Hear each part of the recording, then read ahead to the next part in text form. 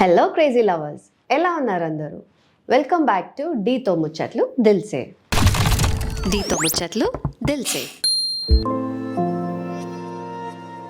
ఈరోజు నేను మీ అందరితో మాట్లాడే interesting topic first date. Yes, మనలో చాలామందికి డేట్కి వెళ్ళాలని, కొత్త వాళ్ళని కలవాలని, కొత్త పరిచయాలు చేసుకోవాలని ఉంటుంది.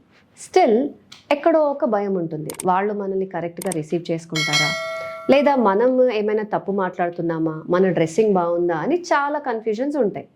So don't worry, D is here to sort out all your love problems. డేట్కి వెళ్ళినప్పుడు మనం చేయవలసిన ఇంపార్టెంట్ థింగ్స్ కొన్ని ఉన్నాయి.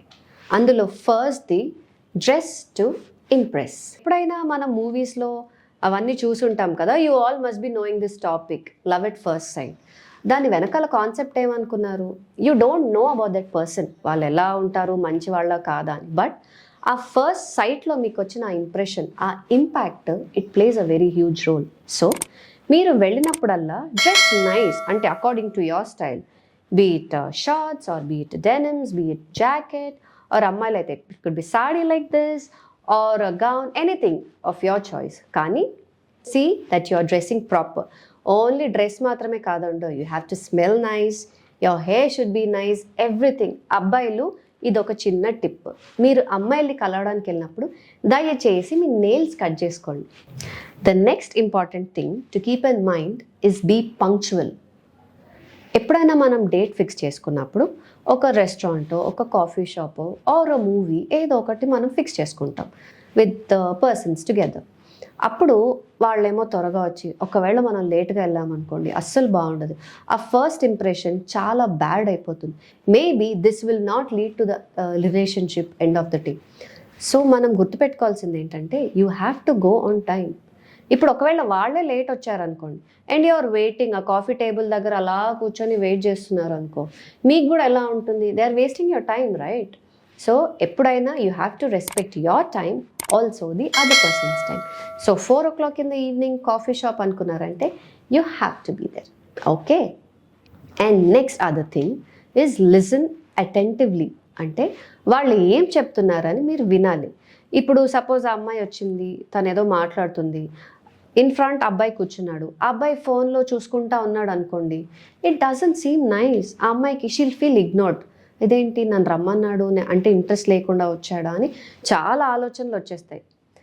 సో ఎప్పుడైనా కానీ మీరు మాట్లాడుతున్నప్పుడు ఫోన్ పక్కన పెట్టేసి, పక్కన అబ్బాయిలు ఒకవేళ అమ్మాయి పక్క నుంచి వెళ్తుంది అనుకోండి, ప్లీజ్ దయచేసి చూడకండి, ఎదురుగా ఉన్న అమ్మాయిని చూస్తూ మాట్లాడాలి. తను ఏం చెప్తున్నా అటెంటివ్గా వినండి, ఓకేనా? అమ్మాయిలు ఇది మీకు కూడా, ఓకే? ఇప్పటిదాకా మనము ఏం చేయాలి అని డిస్కస్ చేసుకున్నాం. ఇప్పుడు ఏం చేయకూడదు అని డిస్కస్ చేసుకుందాం. అందులో చాలా important first thing, don't over share. అంటే ఇప్పుడు మనం వెళ్ళి మాట్లాడున్నప్పుడు వీ విల్ హ్యావ్ టు, ఇప్పుడు నేనేంటి, నువ్వేంటి అంటే మన గురించి మనం చెప్పుకుంటాం. That I work at so place, these are my interest and all that. అక్కడ వరకు చాలు, బికాజ్ ఇది ఫస్ట్ డేట్ కాబట్టి. You don't have to share చాలా ఇన్ఫర్మేషన్ అబౌట్ యువర్ సెల్ఫ్. అంటే నా ఫ్యామిలీ, నా బ్యాక్గ్రౌండ్, నా శాలరీ ఇంత, ఇవన్నీ అవసరం లేదు. నాకు ఒక ఎక్స్ ఉండింది, ఇలా పాస్ట్ అయింది, ఇదంతా జరిగింది, all these things is not required. Only me hobbies, me interest, me education and job levels ఇంతవరకు చేస్తే సరిపోతుంది.